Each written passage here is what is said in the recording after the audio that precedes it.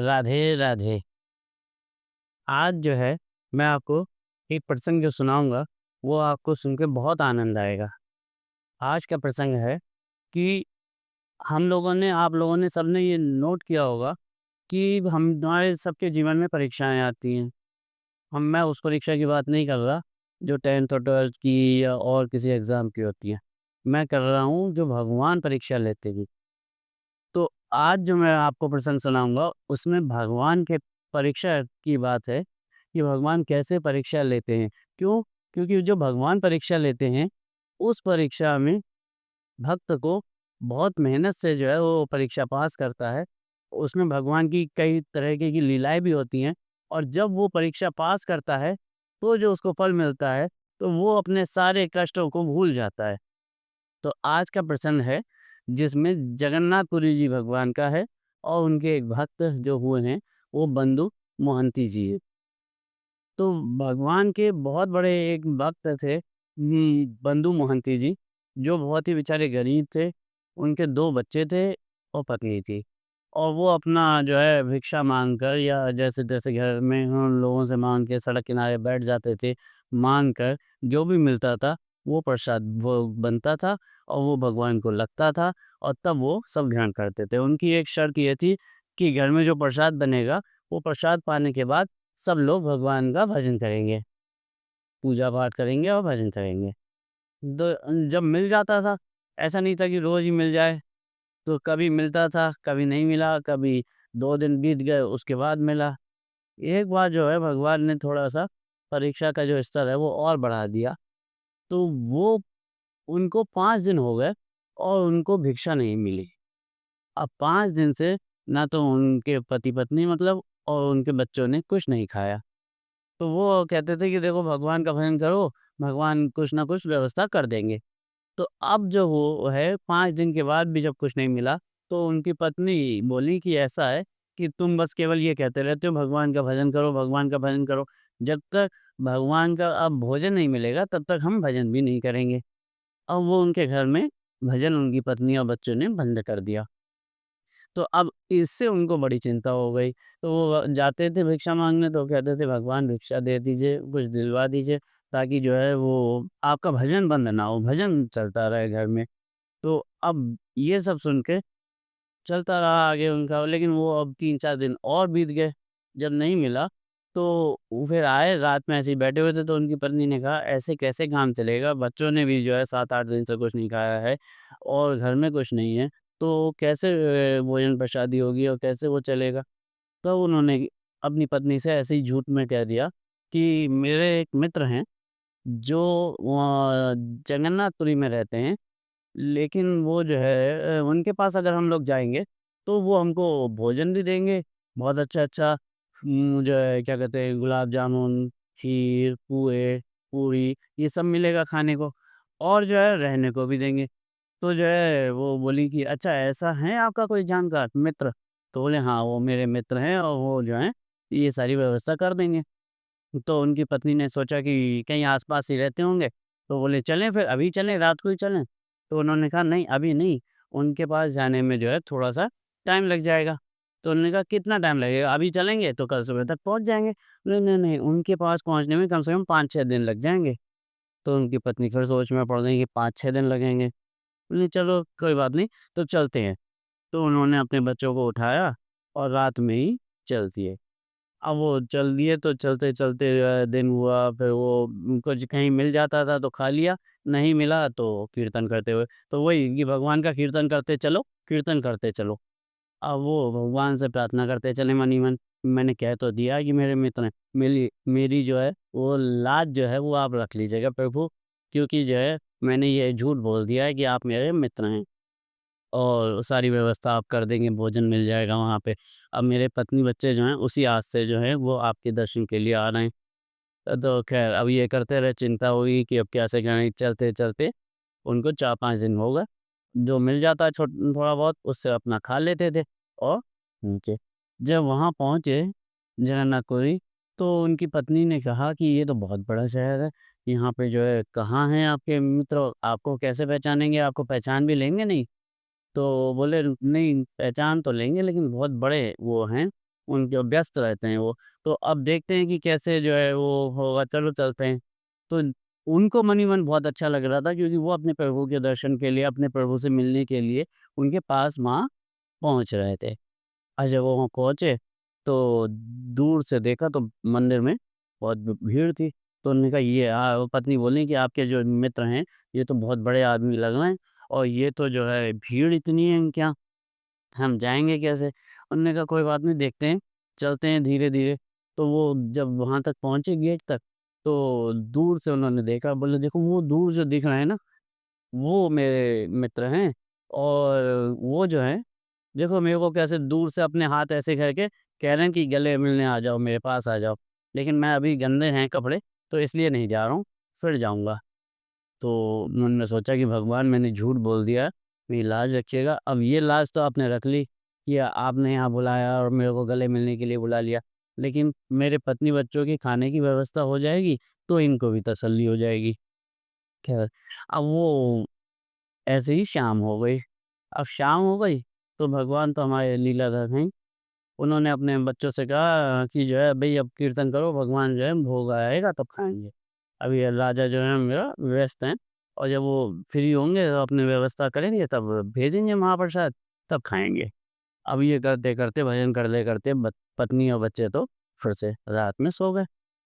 अब ये जो है फिर लेट गए भजन करते-करते। उधर भगवान ने जो है, वैसे तो भगवान हमारे जो है उनको आप थाली लगा के दीजिए, थाल में भोग लगा के दीजिए तब खाते।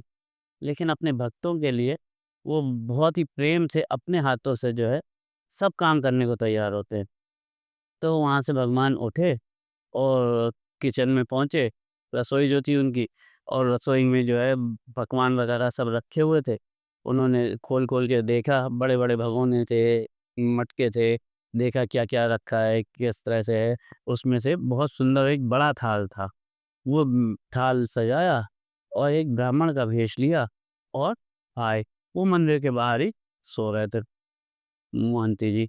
तो वो आए और ब्राह्मण के रूप में थे, तो बोले कि यहाँ पे बंधु महंती जी कौन है? तो वो उनकी आँख खुल गई नाम सुन के। तो उन्होंने कहा कि शायद भई मैं तो अनजान शहर है, और मेरे को तो कोई जानता नहीं है। नाम मेरा है बंधु महंती, तो कौन मुझे बुला रहा होगा? लेकिन मेरे को कौन बुलाएगा इस शहर में? तो आँख खोल के देखा तो वो एक ब्राह्मण जो है बड़ा-सा थाल लेके खड़े हुए थे।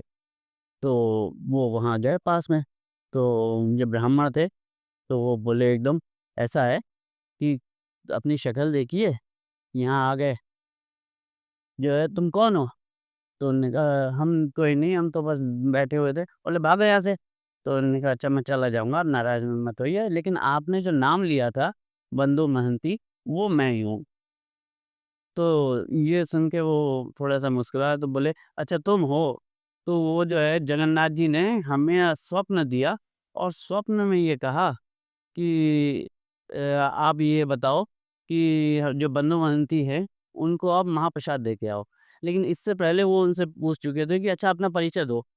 तो वो परिचय में उन्होंने कहा कि मैं जो हूँ वो बंधु महंती हूँ, फलाना गाँव में रहता हूँ, भीख माँगता हूँ, ना मेरे पास पैसा है, ना कोई काम है, बस भगवान का भजन करता हूँ और जगन्नाथ जी जो हैं वो मेरे मित्र हैं। लास्ट में ये बोले, तो बोले यही तो सुनना था।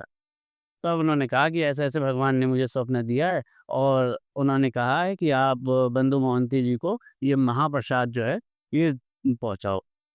तो फिर मैं लेके आया हूँ। तो उन्होंने कहा अच्छा बंधु मोहन सिंह जी, बोले कि अच्छा भगवान ने कहा है? तो बोले कि ब्राह्मण से आप रुकिए, मैं अपनी पत्नी को जगा लूँ, आप उसको बताइएगा। तो जल्दी से उन्होंने अपनी पत्नी को हिलाया, जगा के बोले कि देखो भगवान ने जो है वो उन्होंने मेरे मित्र ने ये भेजा है थाल, और सुनो क्या कह रहे थे। तो उन्होंने कहा हाँ, ब्राह्मण देवता आप बताइए कि क्या कह रहे थे? तो उन्होंने कहा कि वह भगवान ने कहा है जगन्नाथ जी ने कि जो बंधु महंती हैं वो मेरा मित्र है और मित्र को उनके परिवार को जो है आप ये महाप्रसाद दीजिए। वो इतना बड़ा महाप्रसाद जो है वो थाल में सजा हुआ था, वो उनको दे दिया। तो बोले कि ठीक है। फिर जब जाने लगे बोले ऐसा है ये थाल बहुत महँगा है, इस थाल में जो है सारे ये रत्न जड़े हुए हैं, तो इसलिए सँभाल के रखना और धो के इसको मंदिर में ही दे आना। तो बनवानती जी बोले ठीक है मैं अभी देता हूँ, थोड़ी देर में दे दूँगा। अब सबने तो अपना भोग लगाना भगवान का नाम लेके शुरू कर दिया। और इनकी भूख खत्म हो गई क्योंकि भगवान ने इनको अपना मित्र घोषित कर दिया। अब ये इसी मस्ती में कि भगवान का मित्र हूँ मैं, भगवान का मित्र हूँ, क्या सबने भोग खाया, छक के अच्छे से भोग खाया। अब जो है बोले कि थाल मैं दे आऊँ, क्योंकि थाल देखने में ही इतना बड़ा और सुंदर और कीमती लग रहा था। बोले कि कहीं कोई बात हो गई तो दिक्कत होगी। तो उन्होंने धोया और गए तो देखा कि आसपास उनको कोई नहीं दिखा। रात का टाइम था तो वहाँ पे कोई भी नहीं दिखा। तो जब नहीं दिखा तो बोले कि मैं सुबह दे दूंगा। वो थाल लेके अपने यहाँ आ गए और थाल को लेके यहाँ आकर अपने जहाँ सो रहे थे सो गए। अब सुबह जब आँख खुली उससे पहले जो आवाज़ ही कान में गई जिससे उनकी आँख खुली, तो उन्होंने देखा कि मंदिर में एकदम भगदड़ मची हुई है कि भगवान का जो थाल था भोग का, वो चोरी हो गया। और जो है किचन में सारा सामान फैला हुआ है क्योंकि भगवान ने जो है सामान लिया, नहीं रखा, अस्त-व्यस्त होकर के अपना छोड़ के और भोग लगा लेके चले गए। तो अब वो सारा सामान फैला हुआ था और सब थाल जो है वो गायब था भगवान का इतना कीमती। तो वो ये आवाज़ें उनके कान में गईं, तो वो जो है जल्दी से वो थाल लिए और वहाँ पहुँचे। तो जो ब्राह्मण थे और जो थे पंडित पुजारी, उन्होंने कुछ नहीं देखा, बस ये देखा कि क्योंकि इनके पास कपड़े वगैरह भी सब गंदे और वैसे ही पहने हुए थे और ऐसे ही थे लग रहे थे। तो बोले कि ये थाल इसके हाथ में है, मतलब इसने चोरी की है। और बिना कुछ पूछे और जो है इनकी धुलाई शुरू कर दी। अब भगवान के भक्त की जब धुलाई हो रही है तो भगवान देख तो रहे हैं, लेकिन तकलीफ़ भी बहुत होती है कि जब कोई भगवान के भक्त को कुछ कहता है। तो जो है भगवान से रहा नहीं गया। तो उधर वो मोहंती जी कह रहे हैं कि वाह भगवान, रात को महाप्रसाद मित्र कहा, महाप्रसाद खिलाया और सुबह जो है धुलाई भी करवा दी। तो बोले कि भगवान ने जो है जल्दी से स्वप्न उनको राजा से जो है वो आभास कराया। तो राजा से कहा कि ऐसा है कि वो बंधु मोहंती जी को पीट रहे हैं वहाँ पे मंदिर के बाहर, वो मेरा मित्र है। और आप ये देखो कि रात को जो है मैं गया था खुद और मैंने वो थाल सजा के जो है बंधु मोहंती को दिया था। क्यों? क्योंकि जब आप ये देखो कि जब मंदिर के ताले लगे हुए थे वहाँ पे, रसोई घर में ताला लगा था, कुंडी लगी थी, पंडित जी ने सुबह आके ताला खोला है, कुंडी खोली है, खिड़कियाँ सब बंद थी, तो वो थाल कैसे लेके बाहर जा सकता है? पहले घुसने के लिए ताला तो खोलना पड़ेगा ना, और ताला तो पंडित जी ने खोला है। और मेरे लिए कोई सीमा नहीं है, मैं कहीं भी आ जा सकता हूँ। तो जो है इसलिए उसने चोरी नहीं की है, मैंने जो है वो उसको महाप्रसाद दिया था खाने के लिए। तो तुम जाओ और उसको रोको और जो है उसको कोई सेवा करो, सेवा दो। अब वो राजा जल्दी से आते हैं फिर, जब भगवान का ये भाव उनके मन में आता है, तो वो आते हैं दौड़ते हुए, तो सबको रोकते हैं, पूछते हैं कि क्या बात है, क्यों मार रहे हो? तो उन्होंने कहा ऐसे-ऐसे है, मंदिर के थाल जो है वो चोरी हो गया था और सारी किचन जो है वो रसोई घर में सब अव्यवस्था फैली हुई थी। तो उन्होंने कहा चोरी कैसे हो जाएगा ये बताओ? जब तुम लोग आए तो चाबी किसके पास थी? तो एक ब्राह्मण ने कहा चाबी तो मेरे पास थी। तो उन्होंने कहा ताला किसने खोला? बोले ताला भी मैंने ही खोला। बोले कुंडी लगी थी? बोले कुंडी भी लगी थी। और मंदिर ये उसकी रसोई घर की जो किचन की खिड़कियाँ थी वो सब बंद थी। तो बोले जब सब बंद था, ताला भी तुमने खोला, कुंडी भी तुमने खोली, तो ये कैसे जा सकता है अंदर? ये तो मेरे जगन्नाथ जी की लीला है, महाप्रभु की, कि उन्होंने जो है वो प्रसाद उसको पहुँचाया है, इसलिए उसकी कोई गलती नहीं है। तो उसको बचाया, तो सब लोगों ने उससे फिर क्षमा माँगी, तब तक उनकी पत्नी भी आ गईं, तो वो बोली बड़ी वो देख के बड़ी विचलित हुई पहले, फिर वो उनको जब ये हुआ कि राजा ने कह दिया कि इनकी कोई गलती नहीं है, तो थोड़ा-सा शांत हुई।